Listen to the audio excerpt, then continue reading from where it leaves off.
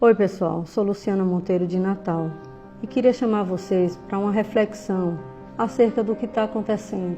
A gente faz uma reflexão a respeito dessa quarentena. O que é que tem por trás? Se ela é realmente necessária? O que é que está acontecendo? Eu fiz um texto e peço licença a vocês para ler. Mais de 400 mil pessoas curadas no mundo e a imprensa só fala de mortos e infectados. A tragédia da audiência e a audiência dá dinheiro, muito dinheiro. A mídia há tempos não tem audiência tão alta. Será que a quarentena é ruim para ela? O STF retirou do presidente a autoridade sobre a reabertura das atividades econômicas, passando a governadores e prefeitos essa prerrogativa, dinheiro de rodo, para gastarem como bem entenderem e sem prestação de contas. Será que a quarentena é ruim para eles? Há um remédio que já foi autorizado pela FDA, que é a Anvisa dos Estados Unidos, pela Anvisa daqui e pelo Conselho Federal de Medicina, com eficácia conhecida há muito tempo e comprovada, mas apressaram-se em desmerecê-lo, porque ficou conhecido como remédio de Bolsonaro. Informaram, desmereceram e negaram a esperança e cura para as pessoas por questões pessoais e políticas. Se não fosse eficiente, o Dr. Davi Wipper, coordenador do Centro de Contingência de São Paulo, tomaria inclusive com autoprescrição e que se curaria? E o Dr. Roberto Calil, médico do Hospital Sírio-Libanês, médico de Lula e Dilma, inclusive, tomou e foi curado. O general Heleno Wajgarten, um veterano da Segunda Guerra com mais de 90 anos, a mãe dos donos do Prevent Senior, concorrente do plano que o ex-ministro Mandetta trabalhava, mas também tomou e se curou. Na saúde, sabemos que mesmo o remédio certo tem que ser dado no momento certo e na dose certa. Sabe-se também que a diferença entre remédio e veneno é a dose. Doses erradas, para cima ou para baixo, é contraindicado e perigoso. Por outro lado, o remédio não pode fazer mais mal que a doença. Para matar o carrapato, não precisa tocar fogo na vaca. Estima-se que 38 milhões de brasileiros vivem da informalidade.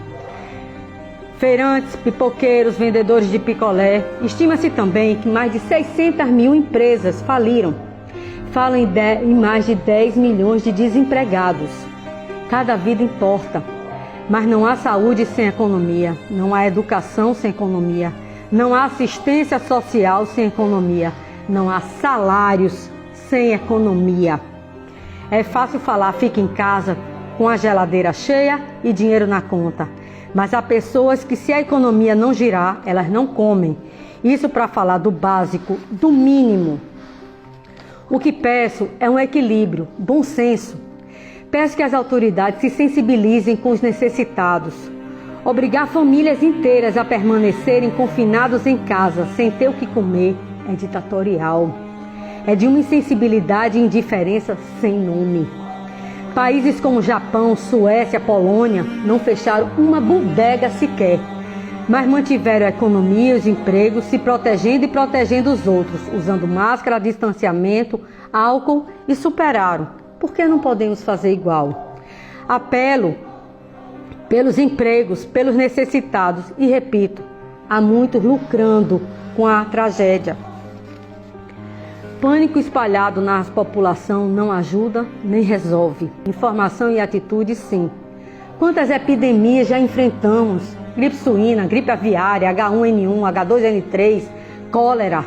Na H1N1, usamos o Tamiflu e superamos. Por que essa é diferente? Vemos governos prendendo cidadãos nas ruas e em casa e soltando criminosos a quem estão atendendo.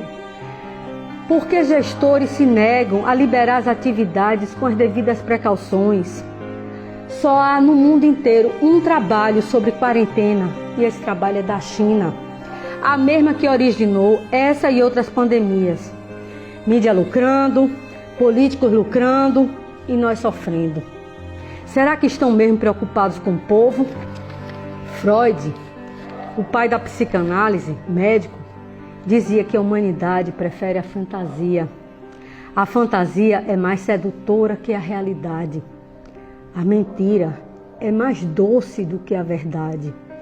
Mas a mentira dói muitas vezes e a verdade dói uma só. Pensem nisso.